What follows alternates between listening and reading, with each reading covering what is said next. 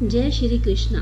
श्रीमद् भगवत गीता के 11वें अध्याय का महात्म्य। श्री महादेव जी कहते हैं, प्रिय, गीता के वर्णन से संबंध रखने वाली कथा एवं विश्व रूप अध्याय के पावन महात्म्य को श्रवण करो। विशाल नेत्रों वाली पार्वती इस अध्याय के महात्म्य का पूरा वर्णन नहीं किया जा सकता। इसके संबंध में सहस्त्रों कथाएं हैं। उनमें से एक यहाँ कही जाती है। प्रणीता नदी के तट पर मेघंकर नाम से विख्यात एक बहुत बड़ा नगर है। उसके चार दीवारी और द्वार बहुत ऊंचे ऊंचे हैं। वहाँ बड़ी बड़ी विश्रामशालाएं हैं जिनमें सोने के खंभे शोभा दे रहे हैं। इस नगर में श्रीमान, सुखी, शांत, सदाचारी और जितेंद्रिय मनुष्यों का निवास है। वहाँ हाथ में शारंग नामक धनुष धारण करने वाले जगदीश्वर भगवान विष्णु विराजमान हैं। वे पारब्रह्म के साकार स्वरूप हैं। संसार के नेत्रों को जीवन दान प्रदान करने वाले हैं। उनका गौरवपूर्ण श्री विग्रह भगवती लक्ष्मी के नेत्र कमलों द्वारा पूजित होता है। भगवान की वह झांकी वामन अवतार की है। मेघ के समान उनका श्याम वर्ण तथा कोमल आकृति है। वक्षस्थल पर श्री वत्स का चिन्ह शोभा पाता है। वे कमल और वनमाला से विभूषित हैं। अनेक प्रकार के आभूषणों से सुशोभित हो भगवान वामन रत्न युक्त समुद्र के सदृश जान पड़ते हैं। पीतांबर से उनके श्याम विग्रह की कांति ऐसी प्रतीत होती है मानो चमकती हुई बिजली से घिरा हुआ स्निग्ध मेघ शोभा पा रहा हो। उन भगवान वामन का दर्शन करके जीवन जन्म एवं संसार के बंधन से मुक्त हो जाता है। उस नगर में मेखला नामक महान तीर्थ है जिसमें स्नान करके मनुष्य शाश्वत वैकुंठ धाम को प्राप्त होता है। वहाँ जगत के स्वामी करुणा सागर भगवान नरसिंह का दर्शन करने से मनुष्य 7 जन्मों के किए हुए घोर पाप से छुटकारा पा जाता है। जो मनुष्य मेखला में गणेश जी का दर्शन करता है वह सदा दुस्तर विघ्नों के भी पार हो जाता है। उसी मेघंकर नगर में कोई श्रेष्ठ ब्राह्मण थे जो ब्रह्मचर्य परायण, ममता और अहंकार से रहित, वेद शास्त्रों में प्रवीण, जितेंद्रिय तथा भगवान वासुदेव के शरणागत थे। उनका नाम सुनंद था। प्रिय, वे शारंग धनुष धारण करने वाले भगवान के पास गीता के 11वें अध्याय विश्व रूप दर्शन योग का पाठ किया करते थे। उस अध्याय के प्रभाव से उन्हें ब्रह्म ज्ञान की प्राप्ति हो गई थी। परमानंद संदोह से पूर्ण उत्तम ज्ञानमय समाधि के द्वारा इंद्रियों के अंतर्मुख हो जाने के कारण वे निश्चल स्थिति को प्राप्त हो गए थे और सदा जीवन मुक्त योगी की स्थिति में रहते थे। एक समय जब बृहस्पति सिंह राशि पर स्थित थे, महायोगी सुनंद ने गोदावरी तीर्थ की यात्रा आरंभ की। वे क्रमशः विरज तीर्थ, तारा तीर्थ, कपिला संगम, अष्ट तीर्थ, कपिला द्वार, नरसिंह वन, अंबिकापुरी तथा करस्थानपुर आदि क्षेत्रों में स्नान और दर्शन करते हुए विवाह मंडप नामक नगर में आए। वहां उन्होंने प्रत्येक घर में जाकर अपने ठहरने के लिए स्थान मांगा, परंतु कहीं भी उन्हें स्थान नहीं मिला। अंत में गांव के मुखिया ने उन्हें एक बहुत बड़ी धर्मशाला दिखा दी। ब्राह्मण ने साथियों सहित उसके भीतर जाकर रात में निवास किया। सवेरा होने पर उन्होंने अपने को तो धर्मशाला के बाहर पाया, परंतु उनके और साथी सभी दिखाई नहीं दिए। वे उन्हें खोजने के लिए चले। इतने में ग्रामपाल ने उनसे भेंट की। ग्रामपाल ने कहा, मुनि श्रेष्ठ, तुम सब प्रकार से दीर्घायु जान पड़ते हो। सौभाग्यशाली पुण्यवान पुरुषों में तुम सबसे पवित्र हो। तुम्हारे भीतर कोई लोकोत्र प्रभाव दिखाई देता है। तुम्हारे साथी कहाँ गए और कैसे इस भवन से बाहर आए, इसका पता लगाओ। मैं तुम्हारे सामने इतना ही कहता हूँ, तुम्हारे जैसा तपस्वी मुझे दूसरा कोई दिखाई नहीं देता। विप्रवर, तुम्हें किस महामंत्र का ज्ञान है, किस विद्या का आश्रय लेते हो और किस देवता की दया से तुम्हें अलौकिक शक्ति प्राप्त हो गई है। भगवान, कृपा करके इस गांव में रहो। मैं तुम्हारी सब तरह से सेवा शुश्रूषा करूंगा। यूं कहकर ग्रामपाल ने मुनीश्वर सुनंद को अपने गांव में ठहरा दिया। वह दिन रात बड़ी भक्ति से उनकी सेवा टहल करने लगा। जब 7-8 दिन बीत गए तब एक दिन प्रातःकाल आकर वह बहुत ही दुखी हो महात्मा के सामने रोने लगा। बोला, हाय, आज रात में राक्षस ने मुझ भाग्यहीन के बेटे को चबा लिया। मेरा पुत्र बड़ा ही गुणवान और भक्तिवान था। ग्रामपाल के इस प्रकार कहने पर योगी सुनंद ने पूछा, कहाँ है वह राक्षस और किस प्रकार उसने तुम्हारे पुत्र का भक्षण किया। ग्रामपाल बोला, ब्राह्मण, इस नगर में एक बड़ा भयंकर नरभक्षी राक्षस रहता था। वह प्रतिदिन आकर इस नगर के मनुष्यों को खा लिया करता था। तब एक दिन समस्त नगरवासियों ने मिलकर उससे प्रार्थना की, राक्षस, तुम हम सब लोगों की रक्षा करो। हम तुम्हारे लिए भोजन की व्यवस्था किए देते हैं। यहाँ बाहर के जो पथिक रात में आकर नींद लेने लगे उनको खा लिया करना। इस प्रकार नागरिक मनुष्यों ने गांव के मुखिया द्वारा इस धर्मशाला में भेजे हुए पथिकों को ही राक्षस का आहार निश्चित कर दिया। अपने प्राणों की रक्षा के लिए उन्हें ऐसा करना पड़ा। तुम भी अन्य राहगीरों के साथ इस घर में आकर सोए थे, किंतु राक्षस ने उन सबको तो खा लिया, केवल तुम्हें छोड़ दिया। द्विजोत्तम, तुम में ऐसा क्या प्रभाव है, इस बात को तुम ही जानते हो। इस समय मेरे पुत्र का एक मित्र आया था, किंतु मैं उसे पहचान न सका। वह मेरे पुत्र को बहुत ही प्रिय था, किंतु अन्य राहगीरों के साथ उसे भी मैंने उसी धर्मशाला में भेज दिया। मेरे पुत्र ने जब सुना कि मेरा मित्र भी उसमें प्रवेश कर गया है, तब वह उसे वहां से ले आने के लिए गया, किंतु राक्षस ने उसे भी खा लिया। आज सवेरे मैंने बहुत दुखी होकर उस पिशाच से पूछा, ओ दुष्टात्मन, तूने रात में मेरे पुत्र को भी खा लिया। तुम्हारे पेट में पड़ा हुआ मेरा पुत्र जिससे जीवित हो सके, ऐसा कोई उपाय यदि हो तो बता दो। राक्षस ने कहा, ग्रामपाल, धर्मशाला के भीतर घुसे हुए तुम्हारे पुत्र के न जानने के कारण मैंने भक्षण किया है। अन्य पथिकों के साथ तुम्हारा पुत्र भी अनजाने में मेरा ग्रास बन गया।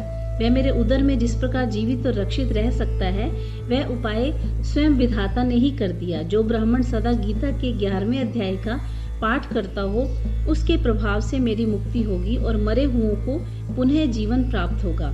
यहाँ कोई ब्राह्मण रहते हैं जिनको मैंने एक दिन धर्मशाला से बाहर कर दिया था। वे निरंतर गीता के 11वें अध्याय का जप किया करते हैं। इस अध्याय के मंत्र से 7 बार अभिमंत्रित करके यदि वे मेरे ऊपर जल का छींटा दें तो निसंदेह मेरा शाप से उद्धार हो जाएगा। इस प्रकार राक्षस का संदेश पाकर मैं तुम्हारे निकट आया हूँ। ब्राह्मण ने पूछा, ग्रामपाल, जो रात में सोए हुए मनुष्यों को खाता है, वह प्राणी किस पाप से राक्षस हुआ है? ग्रामपाल बोला, ब्राह्मण, पहले इस गांव में कोई किसान ब्राह्मण रहता था। एक दिन वह अगहनी के खेत की क्यारियों की रक्षा करने में लगा था। वहां से थोड़ी ही दूर पर एक बहुत बड़ा गिद्ध किसी राही को मारकर खा रहा था। उसी समय एक तपस्वी कहीं से आ निकले, जो उस राही को बचाने के लिए दूर से ही दया दिखाते हुए आ रहे थे। गिद्ध उस राही को खाकर आकाश में उड़ गया। तब तपस्वी ने कुपित होकर उस किसान से कहा, ओ दुष्ट हलवाहे, तुम्हें धिक्कार है। तू बड़ा ही कठोर और निर्दयी है। दूसरे की रक्षा से मुंह मोड़कर केवल पेट पालने के धंधे में लगा है। तेरा जीवन नष्ट प्राय है। अरे जो चोर, दाढ़ वाले जीव, सर्प, शत्रु, अग्नि, विष, जल, गीध, राक्षस, भूत और बेताल आदि के द्वारा घायल हुए मनुष्यों की शक्ति होते हुए उपेक्षा करता है, वह उनके वध का फल पाता है। जो शक्तिशाली होकर भी चोर आदि के चंगुल में फंसे हुए ब्राह्मण को छुड़ाने की चेष्टा नहीं करता, वह घोर नरक में पड़ता है और पुनः भेड़ियों की योनि में जन्म लेता है। जो वन में मारे जाते हुए गिद्ध और व्याघ्र की दृष्टि में पड़े हुए जीव की रक्षा के लिए छोड़ो छोड़ो की पुकार करता है, वह परम गति को प्राप्त होता है। जो मनुष्य गौओं की रक्षा के लिए व्याघ्र, भील, दुष्ट राजाओं के हाथ से मारे जाते हैं, वे भगवान विष्णु के उस परम पद को पाते हैं, जो योगियों के लिए भी दुर्लभ है। सहस्त्र अश्वमेघ और 100 वाजपेयी यज्ञ मिलकर शरणागत रक्षा की 16वीं कला के बराबर भी नहीं हो सकते। दीन तथा भयभीत जीव की उपेक्षा करने से पुण्यवान पुरुष भी समय आने पर कुंभीपाक नामक नरक में पकाया जाता है। तूने दुष्ट गिद्ध के द्वारा खाए जाते हुए राही को देखकर उसे बचाने में समर्थ होते हुए भी जो उसकी रक्षा नहीं की, इससे तू निर्दयी जान पड़ता है। अतः तू राक्षस हो जा। हलवाहा बोला, महात्मन, मैं यहाँ उपस्थित अवश्य था, किंतु मेरे नेत्र बहुत देर से खेत की रक्षा में लगे थे। अतः पास होने पर भी गिद्ध के द्वारा मारे जाते हुए उस मनुष्य को मैं नहीं जान सका। अतः मुझ दीन पर आपको अनुग्रह करना चाहिए। तपस्वी ब्राह्मण ने कहा, जो प्रतिदिन गीता के 11वें अध्याय का जप करता है, उस मनुष्य के द्वारा अभिमंत्रित जल जब तुम्हारे मस्तक पर पड़ेगा, उस समय तुम्हें शाप से छुटकारा मिल जाएगा। यह कहकर तपस्वी ब्राह्मण चले गए और वह हलवाहा राक्षस हो गया।